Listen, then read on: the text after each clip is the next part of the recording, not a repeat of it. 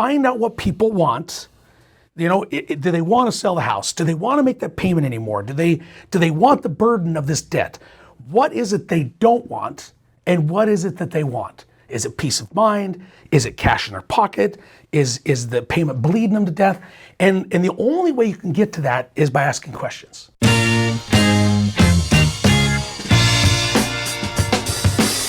My name is Colter. My name is Jason. And we're just complimenting each other on our boots. We both wear Ariats, so. And they're good boots. Yeah. They're good boots. They, I'll tell you what, to work in, there's nothing better. I'm not kidding. I love them. And in fact, I wear them all the time. I wear them all the time. My wife, in fact, I got a new pair for Christmas, so I wear them at Christmas. I've got some nice, expensive climb boots, and I bought about 6 months ago, and I've never even put them on. I just rather wear these boots. Plus, I'm a short guy. So it helps me, it puts me a little bit up a little higher. Well, there you go. An inch. So instead of 5'6", I'm 5'7". There you go. So it's not bad, well, right? Good deal. I'm a short guy too, so it takes me from 6'5" to 6'6". There you go.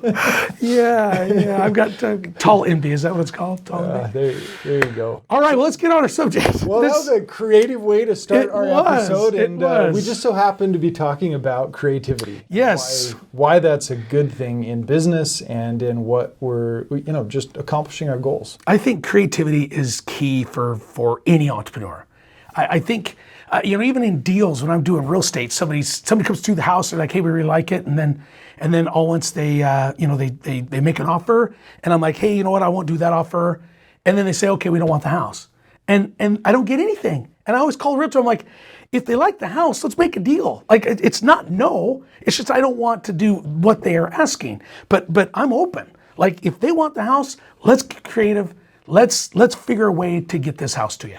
And I think that's the way you have to be in any kind of business or any kind of, if you're an entrepreneur, even in a relationship and marriage, man, you can't, with kids, you got little kids, you got to be creative. It's not, this can't happen. It's how can we make it happen? Or how can we make this a win-win? Or how can we put this together so that we feel good about what's going on?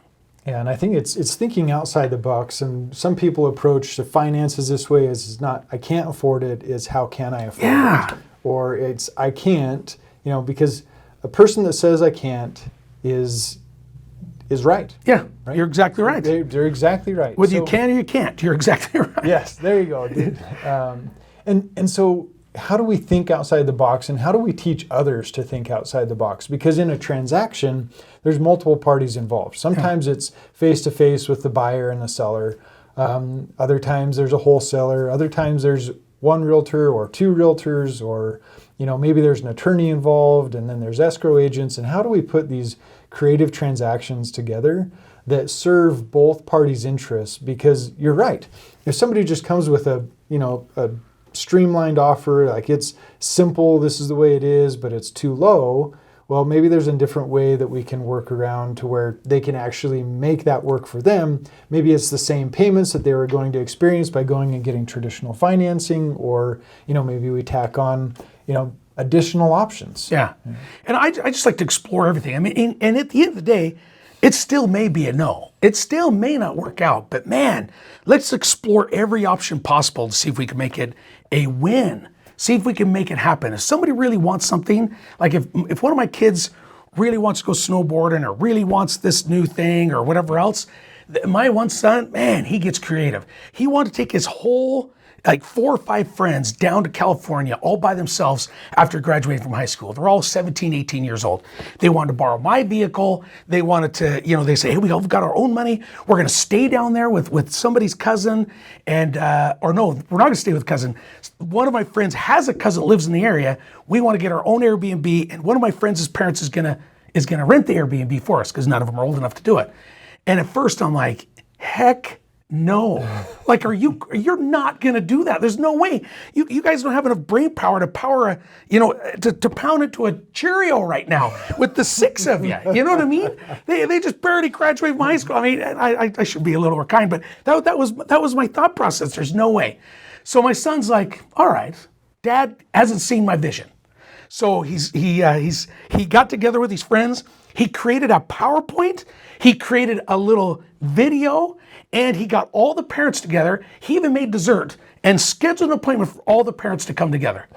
And I'm like, all right, I'll show up. Like, I'm up for this. We sit down. He stands up there. He talks about, hey, this is what we want to do. This is what we want to accomplish. And he does a video of the vehicle they're going to take, and the cousin. They got a video of the cousin talking, and Disneyland, and just the whole bit. This is how we're going to do our money. He knows that I'm very adamant. If people are driving, whoever's in the front seat has to stay awake. Everybody else can sleep. Whoever's in that front seat has to stay awake. So he even addressed that. He goes, we've already got it for 2 up the front and 2 in the back. We're going to switch around. Whoever's in the front's going to stay awake. So he threw this whole deal. And at the end, I wanted to stand up and clap. I'm like, that was awesome. I'm all for it. And he's like, are you serious?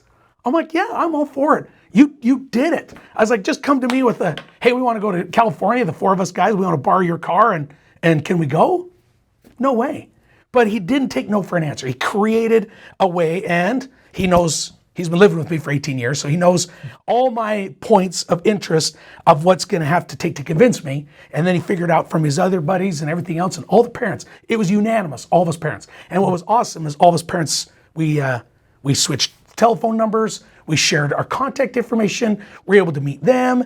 They ended up taking a different vehicle. They didn't take my vehicle because the one was a company vehicle for the other guy, and he's like, look, they can put as many miles on that thing as they want, so let's have them take that one. It's insured for different drivers, so no problem. So we solved the whole bit, and they went down and had the time of their life. And so it's so important to be, if you want something, and I tell people that all the time, if you want something, figure a way to make it happen. It may not happen today. And I tell people all the time too, no today is not no forever. It's just not no right now. But things may change where it can be a yes. Well, and that took a number of different factors that helped him go through that. Like, he had to be bold to invite all those parents to say, hey, you know what, this is actually going to work. He had to get creative and put his PowerPoint together. He collected videos so that there was some visual aspect to it of like, hey, this cousin is real. We're not just going to some random person's house in the middle of Timbuktu, California.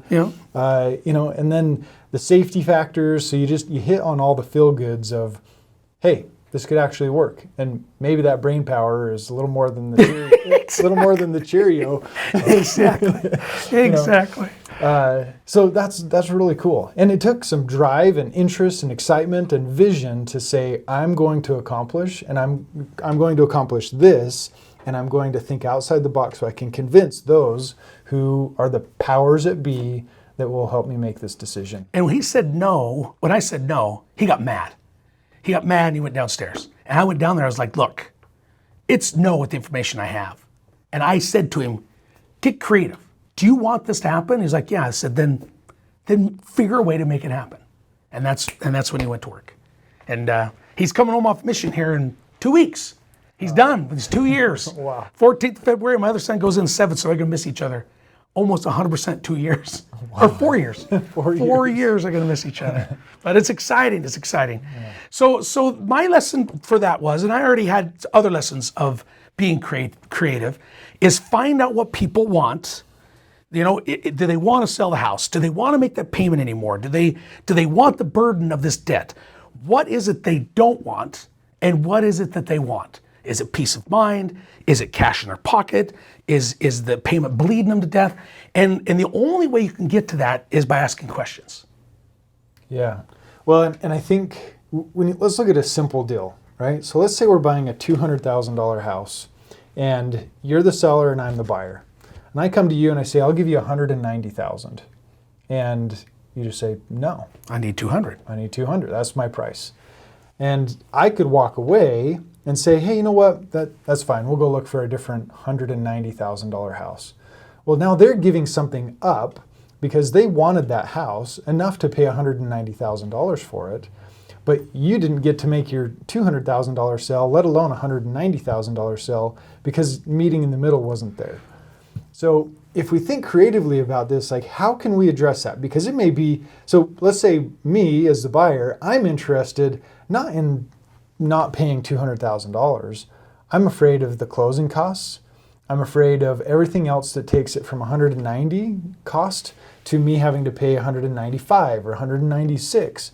And it may be that we just have to collaborate and say, hey, you know what? I only have $19,000 to put down, and by me paying more than 190,000, I can't put That puts me over. $20,000 down. Yeah. It puts me over. I'm over budget. I don't have that. And so it may be that you can say, here's my $200,000 purchase price. Now I'm going to pay, how about I pay points down on your mortgage? Or how about I pay for some of your closing costs? Or why don't we take it to $202,000 and we can cover some of those and you can spread that over a period of time? Because I may not be afraid of the payments on a monthly basis. I'm afraid of getting into a house and being dead broke in my checking account. And maybe you say, look, I'll give you 200, but I can only give you 190 right now. And maybe that other $10,000 would come maybe later after you flip the deal. I mean, like you said, maybe we don't know what their pain point is, right? They want 200, you only have 190. There might be a way to get him his 200. He's just got to get creative. It's like that old adage, you can either have your price or you can have your terms, but usually you can't have both. You want your terms, then I get my price. If I want my price, then you get your terms. And sometimes, which I have done, I've got my terms and my price, but that doesn't happen very often. And so you have to just get creative. What is it? And you said it beautifully, that guy wanted X amount, this guy only had a certain amount, so how can we make it work? He still wants to sell the house, and this guy still wants to buy a house. And that's a house they're interested in, so there's gotta be a way to make it work. Yeah, and we have to get more and more creative in this market because of the fluctuation and the volatility, and the interest rates are higher. And we have to approach it differently. So it may be, and maybe it's not $10,000 cash that makes up for that $190,000 to $200,000 difference. Yeah. Right. That $10,000 difference could be addressed by, why don't I give you a vehicle? Jason, maybe you have a young teenage kid that needs a vehicle to drive, and I have a $10,000 vehicle I can give you in exchange for that extra $10,000 in equity. Great. I don't have anything else. Yeah. But that serves a need that maybe they didn't know about before, but now it can come in a vehicle, or maybe it's some gold and silver, or maybe it's, whatever it may be. We're trying to get $200,000 in exchange of value for the sale of a home and for a home that somebody wants. And it may be that we just need to come up with a little bit more of a creative option. I had a golf cart that the kids ran all over the place. We lifted it, put some tires on. It was a lot of fun. And before they got their driver's license, they drove the heck out of it. But as soon as all three of them got their driver's license, that thing sat. Nobody drove it. And so I'm like, you know what? I need to get rid of the thing. It's just sitting there.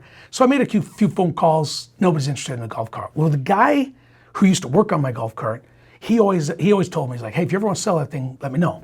So I call him up and he's like, dude, there's no way. I just started this business. I can't give you probably any more than $2,500. What are you looking for? And I was like, man, I'd really like to get $4,500. And he goes, well, he's like, I really want it. He said, what could we do? He just bought a tire store. So I'm like, you know what? I need tires for my pickup. And he's like, no way. He said, what's your pickup? So I told him what it was. He called me back. He's like, look, I'll give you $2,500 cash and I'll give you a new set of tires for your pickup. He said, is that a deal? And a set of tires for my pickup's $2,000. So that got me my $4,500 price. It got him the golf cart he wanted to, and I got $2,500 cash in my pocket. It worked out awesome. And it was because it wasn't a no. Like, there's no way. He's like, I just can't spend that much money. But I could give you tires. And I'm like, well, I was down. In fact, I blew my tire on my way here, remember? Yeah. I was waiting until the snow hit, and then I'm cheap, I know, but I like to run it as much as I can. As soon as the first snow fly, I was going to buy them, but I had a flat tire and I needed them, so it worked out perfect for both of us.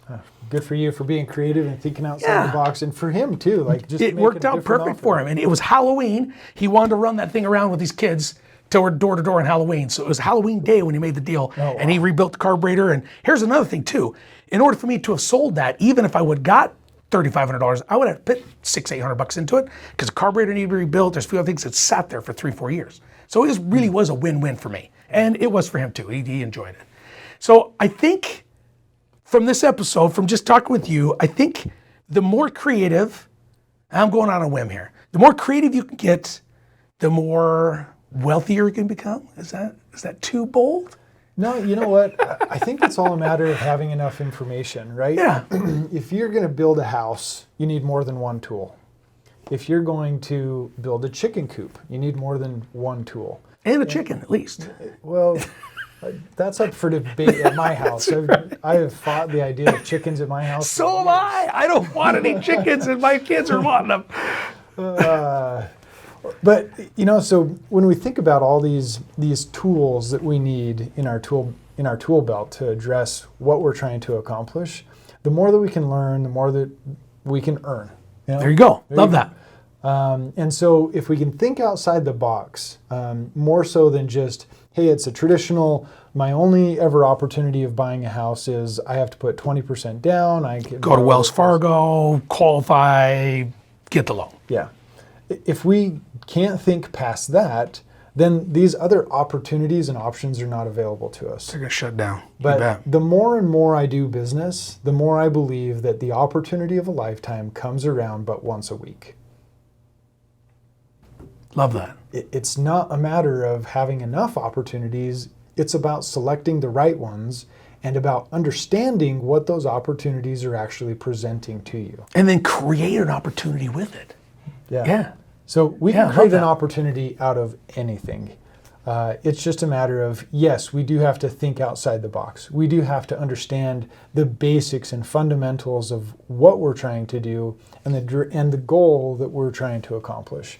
And this creativity and the different ideas and tools that come together to make that happen are abundant, and we just need to use as many of those tools as we possibly can to get it done. Yeah. I love that. So a no today is not a no forever, and a no today is not a no tomorrow. And if this doesn't work today, doesn't mean it won't work tomorrow. And if this doesn't work now, it may just need to be retooled, repositioned, and figure out what everybody wants. Because I think what's made me probably more deals and made more deals happen is figuring out what the other person needs or wants, figuring out what I need and I want, and then who can compromise on what to make it a win-win. And that is the part of being creative. Just get creative, be creative, and never say no. And again, at the end of the day, sometimes the deal still doesn't work because for some reason they won't budge on whatever they need to, and I can't make it work. I'd have to either take a loss or not get exactly what I need. And so sometimes it still doesn't work. But 9 times out of 10, it can work. It can work and you can get what you want. It just may not be today. It may be delayed 6 months or a year, but you're still getting what you want. And if price is what you need, like there's no way you can do anything more than price, then you may have to agree to some terms over here that maybe you wouldn't normally. And if the terms is what you need, then you may have to give somebody their price. And once in a while, you get to nail them both. You get the price and your terms. And that's when magic happens. The rainbow comes over. No, I'm kidding. But The leprechaun and the pot of gold at the end. The pot of gold. That's when everything lines up and you're in heaven for just a minute. But I think I love this episode because I think in every aspect of life, not even business, there's so many things that we need to think outside the box, to be creative, to find a solution to help the person get what they need. And you're going to learn that a ton. You're going to become a master negotiator with your kids. And me, I have to sell my wife every day. And so I'm a salesman and I'm negotiating constantly because she's way out of my league. And so she hasn't figured it out yet that I'm married way out of my league. Well, maybe she has, but maybe she's in love with me now, so she has to stay with me. Maybe that's what it is. But it's so true in everything, every relationship, everything. There's something somebody wants, something somebody wants to get. And if you can create a win-win, then you both win. Yeah. Well, I think it comes down to communication, understanding, and compromise. Yeah. Love that. Say that again. Communication, understanding, and compromise. And compromise. And you got to be willing to compromise. You do. In everything. Business relationships, husband-wife relationships, children, family relationships. You've got to learn to compromise. Yeah. Awesome. Great episode. Thanks for joining us today. Go be creative, think outside the box, learn what those tools are. Don't think that you can't, think that you can, and how can I? Yeah. See you on the next one.